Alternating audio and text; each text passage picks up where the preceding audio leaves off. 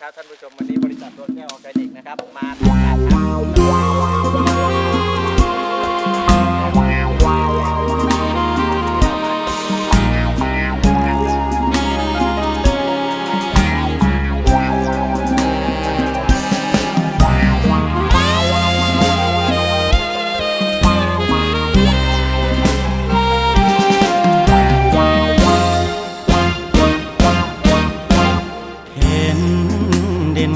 รกลางเดือน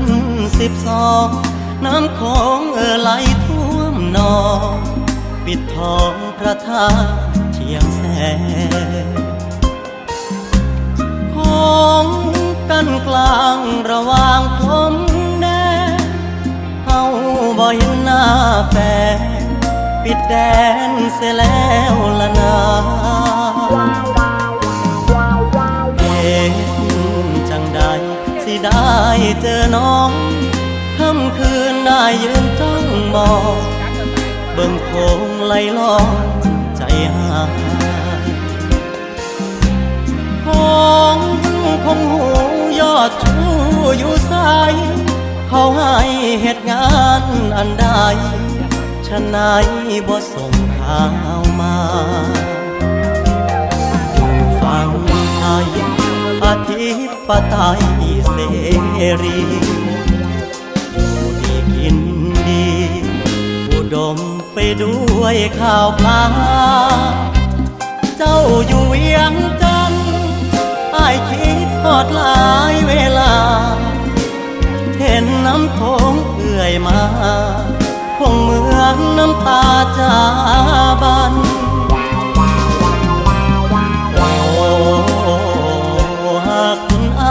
มีฝั่งซ้ายฝั่งขวาคืนดีคงมีฮักรู้สุขสันต์ของแม่เอ๋ยช่วยเป็นพยานอ้ายฮักแม่สาวเวียงจันทน์ฮักเดียวฮักมันบ่ลืม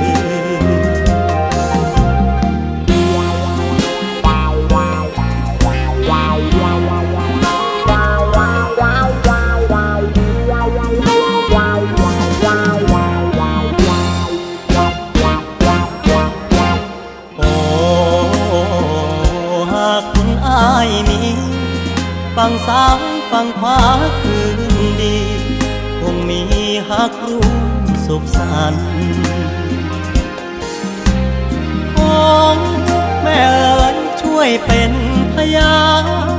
อ้ายฮักแม่สาวเวียงจันทน์ฮักเดียวฮักมันบ่ลืม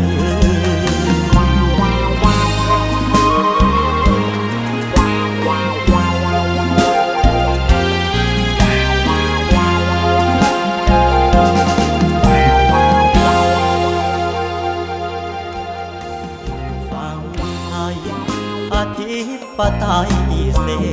รีอยู่ดีกินดีอุดมไปด้วยข้าวปลาเจ้าอยู่เวียงจันทน์อ้ายคิดทอดหลายเวลาเห็นน้ำโขงเอื่อยมาคงเหมือนน้ำตาจาบัน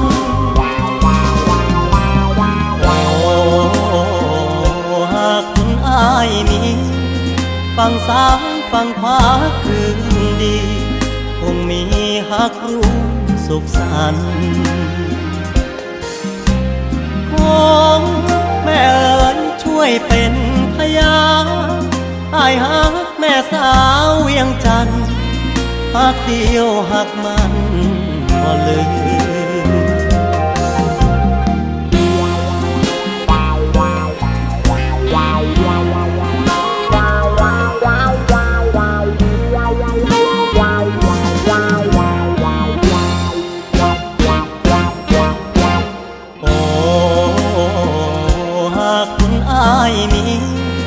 ฝั่งซ้ายฝั่งขวาคืนดีคงมีฮักรู้สุขสันต์ของแม่เอ๋ยช่วยเป็นพยานอ้ายฮักแม่สาวเวียงจันทน์ หักเดียวหักมันบ่ลืม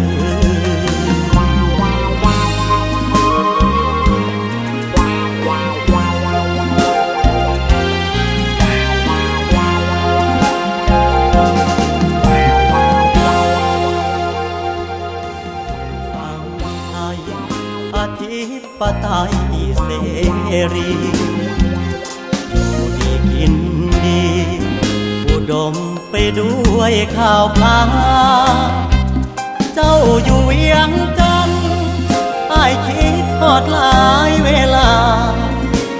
เห็นน้ำโขงเอื่อยมาคงเหมือนน้ำตาจาบัน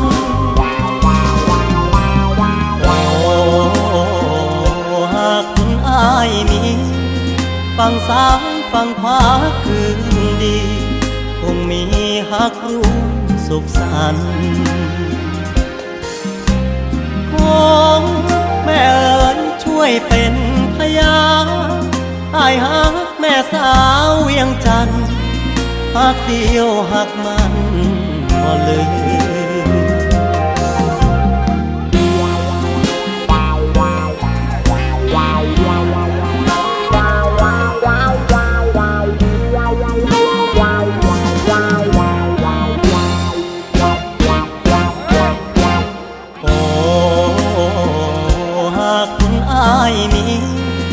ฝั่งซ้ายฝั่งขวาคืนดีคงมีฮักรู้สุขสันต์ของแม่เอ๋ยช่วยเป็นพยานอ้ายฮักแม่สาวเวียงจันทน์ฮักเดียวฮักมันบ่ลืม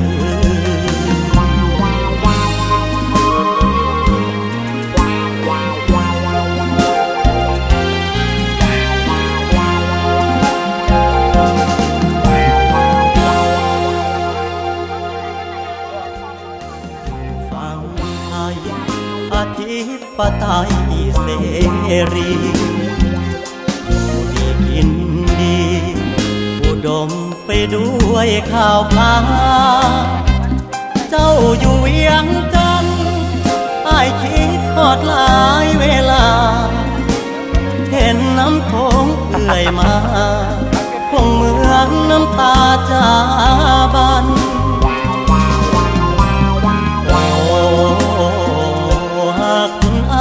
มีฝั่งซ้ายฝั่งขวาคืนดีคงมีฮักรู้สุขสันต์ของแม่เอ๋ยช่วยเป็นพยานอ้ายฮักแม่สาวเวียงจันทน์ฮักเดียวฮักมันบ่ลืม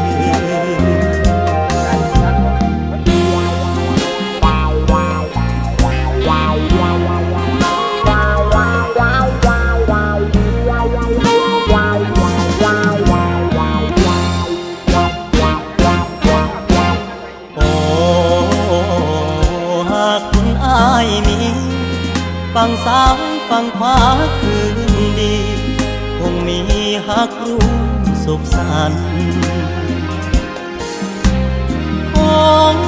แม่เอ๋ยช่วยเป็นพยานอ้ายฮักแม่สาวเวียงจันทน์ฮักเดียวฮักมันบ่ลืม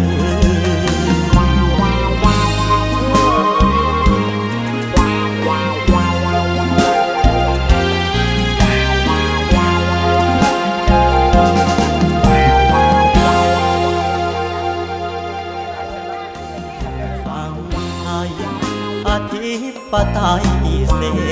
รีอยู่ดีกินดีอุดมไปด้วยข้าวปลาเจ้าอยู่เวียงจันทน์อ้ายคิดทอดหลายเวลาเห็นน้ำโขงเอื่อยมาคงเหมือนน้ำตาจาบัน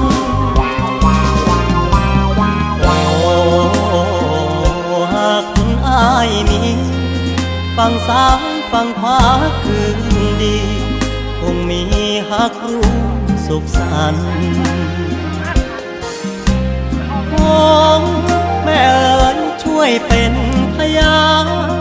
อายหักแม่สาวเวียงจันทน์หักเดียวหักมันบ่ลืม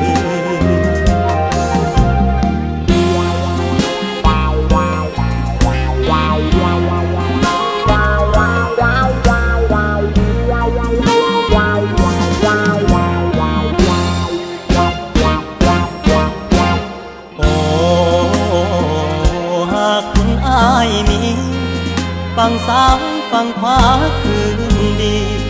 คงมีหักรู้สุขสันต์ของแม่เอ๋ยช่วยเป็นพยาน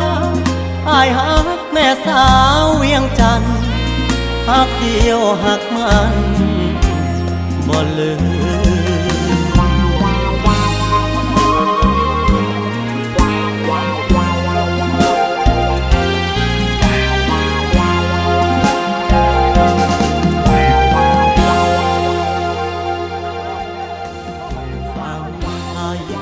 อธิปไตยเสรีอยู่ดีกินดีอุดมไปด้วยข้าวปลาเจ้าอยู่เวียงจันทน์อ้ายคิดทอดหลายเวลาเห็นน้ำโขงเอื่อยมาคงเหมือนน้ำตาจาบัน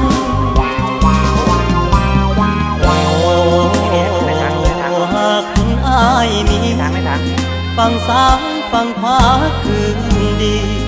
คงมีหักรู้สุขสันต์ของแม่เอ๋ยช่วยเป็นพยานอายหักแม่สาวเวียงจันทน์หักเดียวหักมันบ่ลืม